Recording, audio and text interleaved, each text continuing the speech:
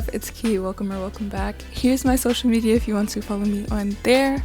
And you should also check out my last video, which was me moving here. And I'm going to share with you this week how my first week as a fashion design intern in New York City went. As you can see, I kind of had to finesse this setup. I didn't bring the larger camera that I usually film on. So I'm filming on my phone, and if you could see the setup right now, you are currently sitting on my suitcase, a purse, and on top of my laptop. So I will just be here to narrate some of the clips that you're about to see, and that's about it. Let's get it poppin'.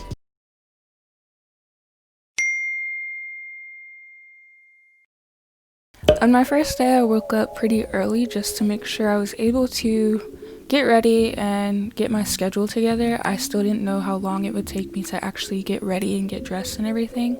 And I'm getting a lot more into skincare because these masks are destroying my skin like you would not believe. So I just got my skincare all done, took out my struggle braids, which were still wet, so I had to put my hair up anyway. You know how that goes. But I did a little makeup and just got ready for the day. The bus on this day was surprisingly empty for the first few stops, so I was extremely happy about that. I was really worried about the social distance aspect of everything. So there I am posing, and I'm on my way to work. It's so exciting. But the first week that I was here, I was just like, why did I do this? Why the hell would I move so far where I literally know nobody, and I have no clue, what am I doing with my life? But on the bus we were riding into the city, and I saw the Tapestry building, and when I tell you, I literally, my eyes welled up with tears. I was like, not me getting emotional about a building.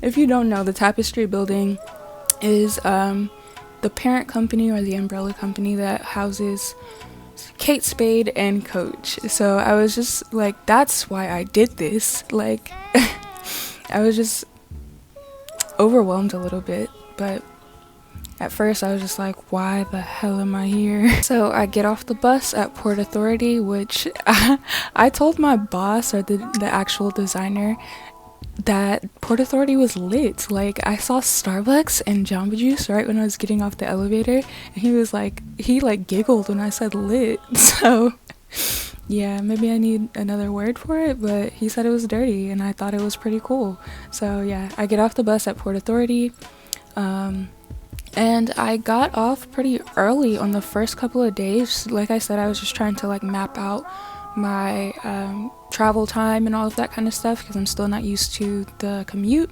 So I got off and I just kind of walked around and explored a little bit. So I literally walked up one block and I was like, oh my god, I'm lost. But then I saw, and I just had to laugh. I was like, wherever could I be? I turned the corner and I literally saw that. So my office is actually one block away from Times Square, which I think is the coolest thing ever. I found coffee. Obviously, I need the coffee. But I went to Prep because I'm kind of familiar with that.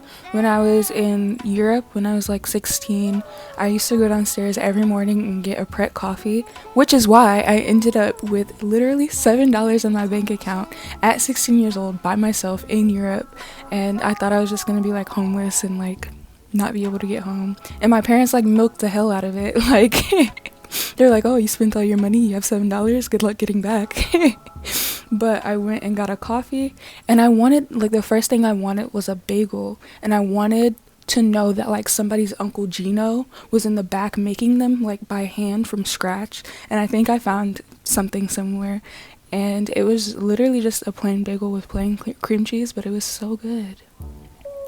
So finally it was time to go into the office. Here's me struggling to open the door while trying to film.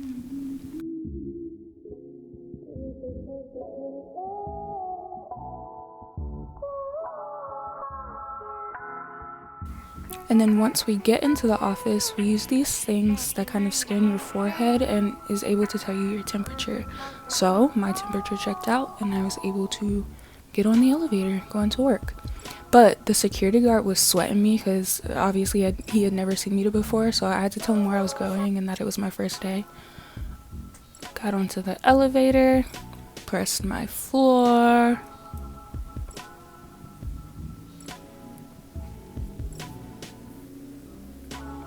And then I did a little coffee bagel dance.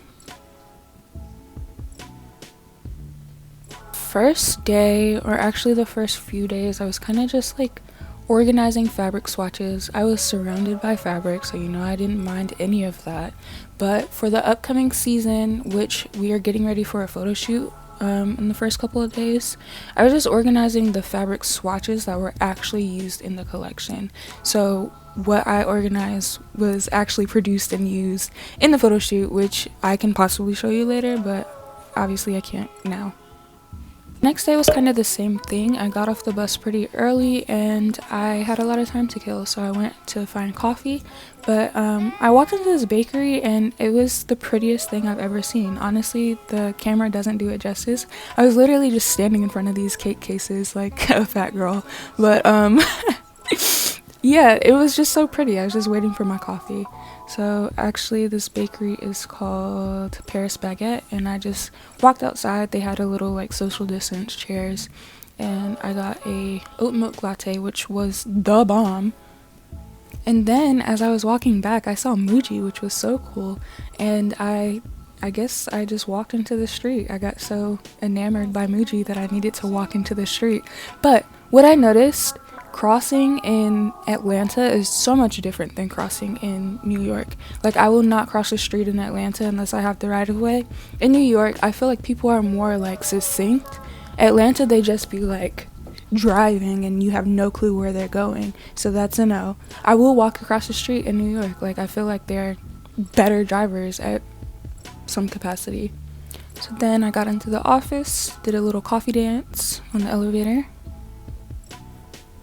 And next it was time for lunch, so I just went downstairs, and let me tell you, there's a $1 pizza on the corner of my, like, where the office is. $1 pizza. Let's sit and think about, like, 4 quarters. I literally stood in line, gave this woman a $1 bill, and like was waiting for her to tell me the change. Let's talk about how many things we can get for $1. 4 quarters, $1 bill. I'm shocked.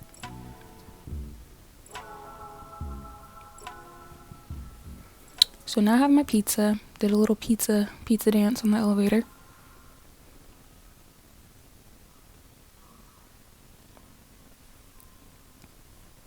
And then today was just more organizing and stock keeping. Like I said, we're getting ready for that shoot on Sunday, and I just organized and sent out emails that day.